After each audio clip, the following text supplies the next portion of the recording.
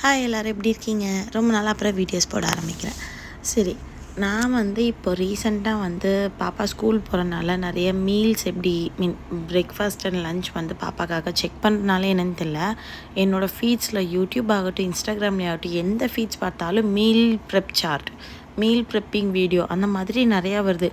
அது எப்படி அவங்க பிளான் பண்ணுறாங்கங்கிறதே ஒரு மாதிரி எனக்கு டிஃபிகல்ட்டான டாஸ்க்காக இருக்குது. ஒரு சிலர் என்ன சொல்கிறாங்கன்னா, அந்த வீக்கில் என்ன க்ராசரிஸ் இருக்கோ வெஜிடபிள்ஸ் இருக்கோ அதை வச்சு பிளான் பண்ணுங்கள், இல்லைன்னா பிளான் பண்ணிவிட்டு அதுக்கேற்ற மாதிரி வாங்குங்கிறாங்க.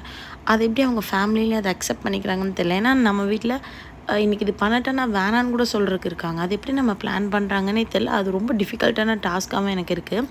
நானும் அப்பப்போ யூடியூப் பார்த்து அதில் பார்த்து தெரிஞ்சு பண்ணுற வீடியோஸ் தான் அது. இது மாதிரி இந்த ப்ரௌன் சுண்டல் வச்சு தோசை பேட்டர் பார்த்தேன்.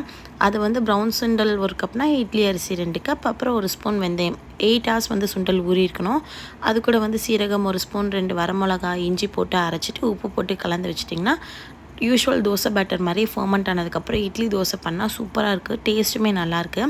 அண்ட் இது பால் காய வச்சுட்டு நீங்கள் அதை ஃப்ரிட்ஜில் வச்சுட்டு ஒரு 2 ஹவர்ஸ் அப்புறம் எடுத்திங்கன்னா அந்த ஆடை திக்காக கிடைக்கும். நான் அப்படி தான் ரெகுலராக எடுத்து ஸ்டோர் பண்ணி நெய் எடுக்கிறேன்.